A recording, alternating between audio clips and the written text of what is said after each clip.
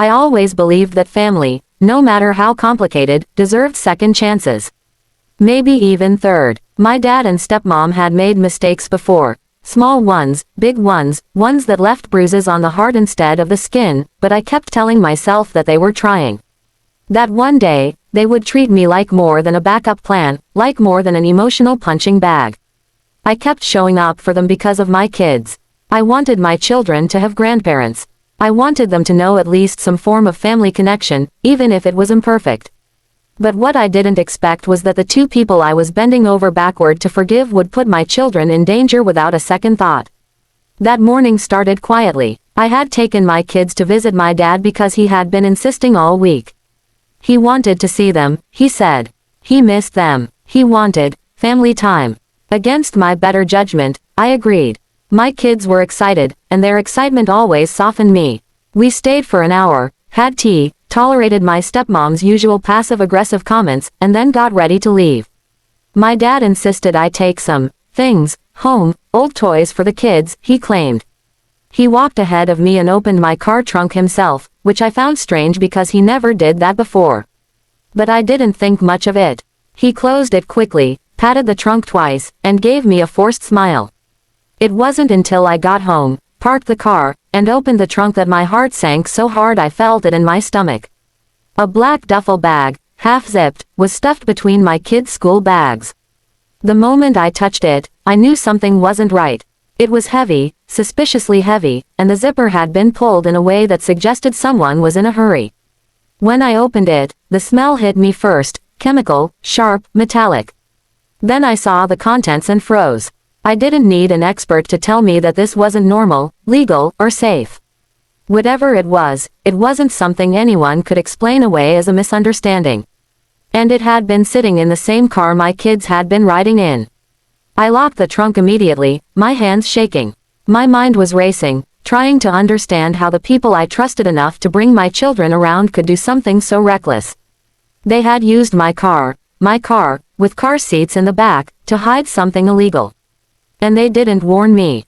They didn't ask. They didn't care that my kids could have opened the trunk. They didn't care that if police had stopped me, I would be the one arrested.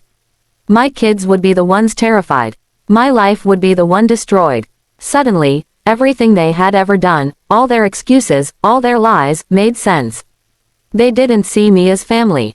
They saw me as a shield, a cover, a convenient escape route. My phone rang. It was my dad. I didn't answer. It rang again. This time, my stepmom.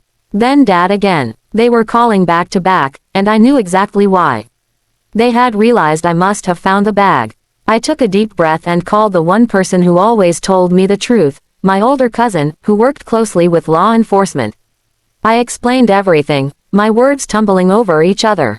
He listened carefully and then gave me the simplest, clearest advice: don't touch the bag again.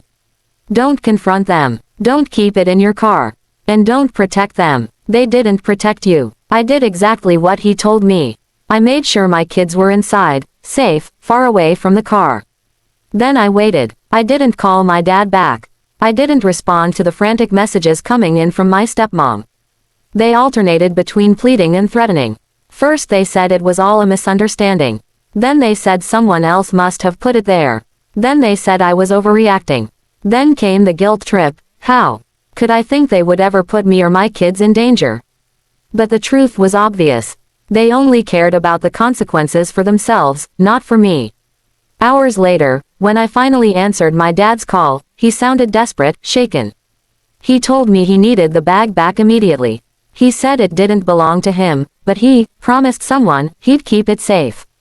His voice cracked in a way that told me everything I needed to know. He had dragged me into something dangerous, and he didn't care enough to shield me from it. I told him the bag was gone. He went silent. My stepmom started shouting in the background, calling me ungrateful, dramatic, stupid. She said I ruined everything. But she never once said she was sorry for risking my children's lives. Not once. That was the moment something inside me hardened. I realized I hadn't cut them off before because some part of me still hoped they would change. But this time was different. This time wasn't about words or feelings or apologies. It was about safety. It was about my children. And for them, I would burn every bridge if I had to. I told my dad I was done. I told him he would never again use me as cover. I told my stepmom she would never again sit near my children. And then I hung up, blocked their numbers, and closed the chapter for good. The weight of the years I had spent trying to fix my family lifted off my shoulders. For the first time, I wasn't scared of losing them. I was scared of keeping them. And that's when I finally understood. Some people are not meant to be forgiven. Some people are meant to be left behind. When people say family can never truly be cut off, they've never met mine. They've never stood in my shoes, holding undeniable proof that the people who raised you are willing to destroy your life if it benefits them.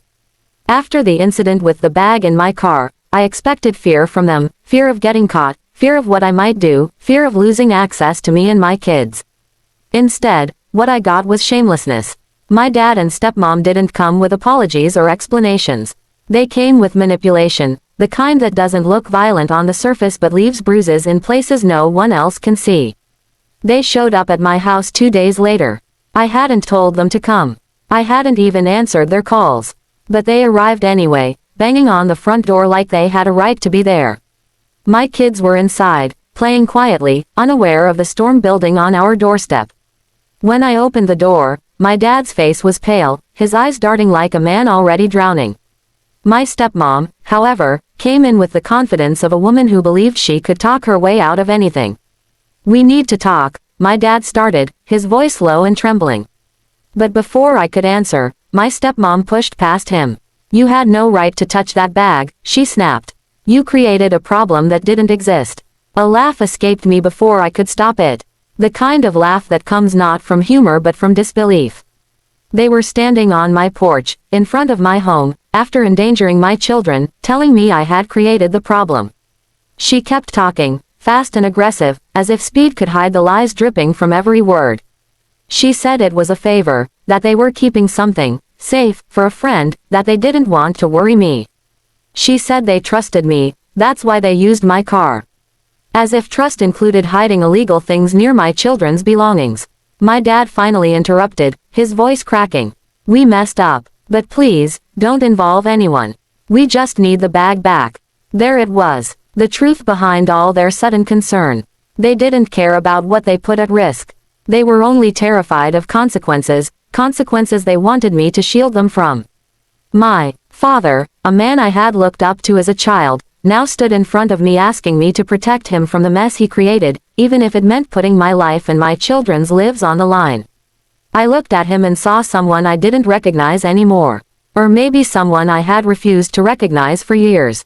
"You put that thing in my car," I said quietly. "Behind my kids. You didn't tell me. You didn't warn me. You took advantage of me." My stepmom scoffed. "Oh please, nothing happened. You're being dramatic." That was the moment something inside me snapped so cleanly it felt like a bone breaking. I had spent years swallowing insults, making excuses for their behavior, forgiving things no child should have to forgive from a parent. But this, putting my children in danger, was the final line they weren't supposed to cross. "You're never seeing us again," I said. My voice was calm, but every word was a door slamming shut. "Not me, not my kids. We're done." My dad stumbled forward, reaching out like he could somehow hold me in place with his desperation. "Please, don't do this. We're family. I made a mistake." I took a step back, out of reach. "You didn't make a mistake. You made a choice." His eyes filled with tears, but they weren't the tears of a man who felt remorse. They were the tears of a man afraid of what would happen to him now that he'd lost control over me. My stepmom, sensing she was losing, switched tactics immediately. Her voice softened, sickeningly sweet, as she tried to place a hand on my arm. "We love the kids," she cooed. "You know we'd never hurt them." I jerked my arm away. "You already did." Her face hardened instantly, sweetness gone in a flash. "Fine," she hissed. "If you think you're better than us, go ahead. Cut us off. But don't come crying when your kids ask why you took their grandparents away." I didn't flinch. "I'll tell them the truth."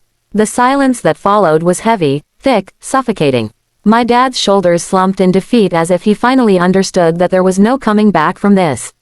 "Not this time. Not after everything. Not when the cost was my children. I hope you get help," I said. "But it won't be from me." I closed the door. Not slammed. Closed, slowly, Firmly, permanently. Their muffled voices continued on the other side for a few minutes, threats, pleas, guilt trips. But I didn't open it again. Eventually, they left. Their car engine faded down the street, and with it went the last traces of obligation I had once felt toward them. Inside the house, my kids ran to me, laughing, asking what was happening at the door. I knelt down, hugged them, and for the first time in years, I felt something like peace. A quiet realization washed over me. I didn't need to keep toxic people in their lives just because of DNA. I didn't need to sacrifice our safety for the illusion of family.